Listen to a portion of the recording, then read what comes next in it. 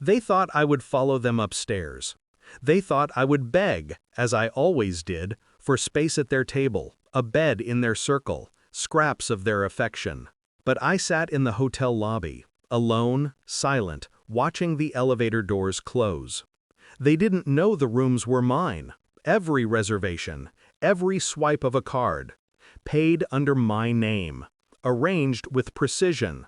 And when midnight arrived, I walked to the front desk, calm as if ordering a glass of water. "Cancel them all," I said.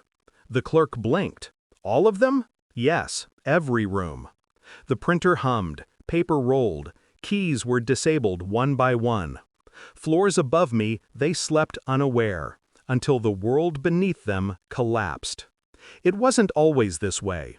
I remember when family felt like a shield. When my mother's laugh was my comfort, my brother's arm around my shoulder was safety, and my father's nod meant pride.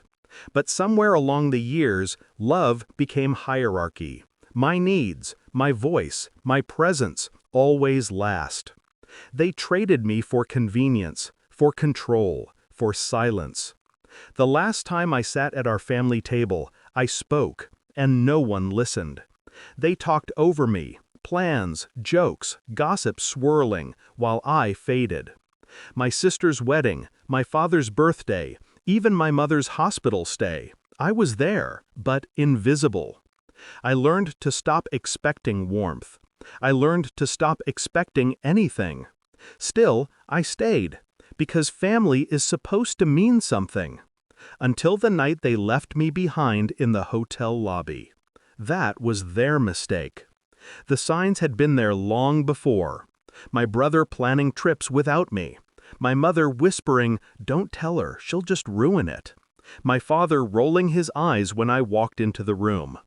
It was never one knife, it was 100 needles. Dismissals, exclusions, half smiles that carried more venom than hate ever could. That night, they took the elevator without me. I asked where my room key was. My sister said, "Oh, you'll figure something out." Then the doors shut. They thought it was funny. They didn't see my face when I turned back toward the lobby desk. Calm. Too calm.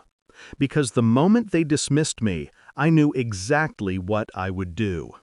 Revenge doesn't come from rage. Rage burns out. Revenge needs patience. So I played their game. I sat in the lobby chair, scrolling my phone, just another guest waiting for a ride. The staff thought nothing of me, but inside, I was rearranging the board. I remembered whose name was on the booking confirmation. Mine. I remembered the credit card I'd used. Mine. I remembered the exact words the manager had said when I checked in. "As the primary guest, all changes go through you." That phrase replayed in my head like a weapon waiting to be unsheathed. I waited until they were deep asleep, drunk from dinner, bloated from laughter that I wasn't allowed to share. Then I approached the desk. "Can I help you?" the night clerk asked. "Yes," I said, sliding my ID across. "Cancel all reservations under this account." He hesitated, checked the screen, then nodded. "Of course, ma'am." One by one, the locks upstairs died. Doors that once opened with a beep now blinked red. Pillows turned to prisons. At 2 a.m., I sat in the lobby chair again, sipping coffee, waiting. The first to arrive was my father, furious, dragging his suitcase. "What the hell happened?"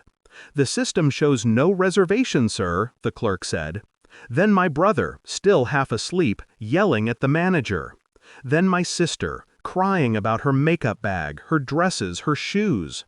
My mother, pale with rage, calling my name like a curse. I didn't move. I sat in plain sight, watching them scramble, watching them argue with staff who could do nothing.